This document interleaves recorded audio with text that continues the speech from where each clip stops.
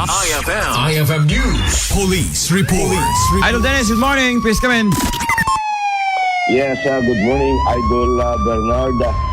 May isang L300 van iti nagistayan, nagbaliktad iti sang at apaset iti baroy na Banggi, Ilocos Norte. Aga po ko na ito'y kinapaspas na ito'y panagtaray na.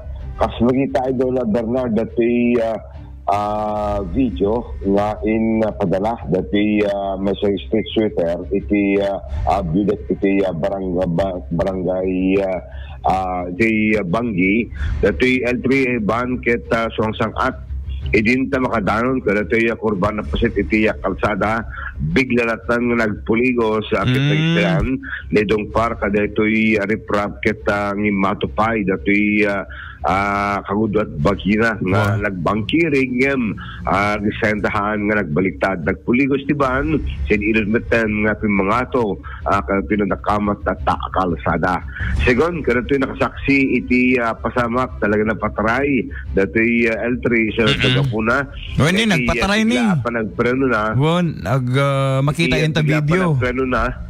Nakistayan dati nagbangkiri kumang natnag karatoy kanal ngem saan matlaeng nagpalagit ti PNP karete motorista nga masapul iti panagit inayad iti panagmaneho duag salog bunag sangat kay iti lugar tato maliklikan iti desgrasya Idol Bernarda ngem mostly kaduan nga desgrasya ket salog maawanan iti preno ken kasi mouth balance kim dati ket napaspas panagpangato na baliktad iso nga nagistan desgrasya Idol Bernarda agdardaras mo launa yen.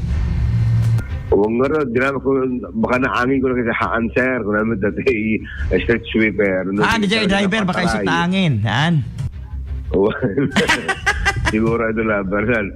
Siguro kita sa ganaan na dyan panagsangat na ang madimat na nagisayan na nagbaligtad na talaga dati van L3 nagapo iti baba iti barangay Baruyen Banggi, Ilocos Norte Idol Bernard. So iti nagpatnag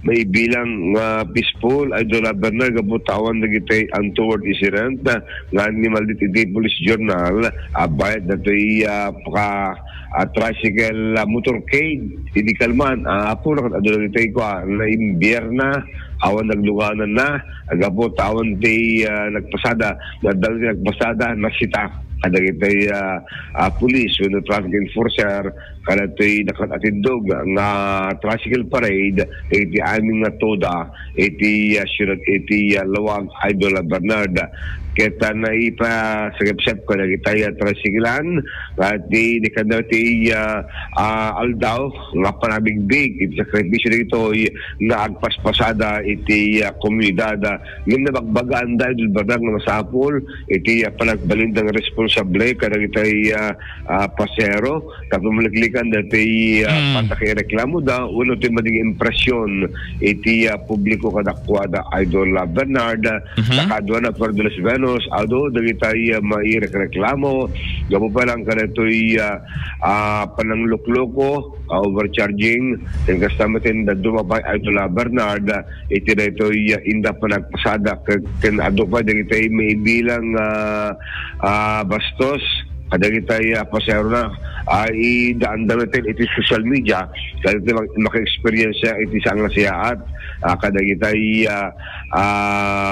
nagreklamo ang customer o pasero kadakwada Idol Bernard.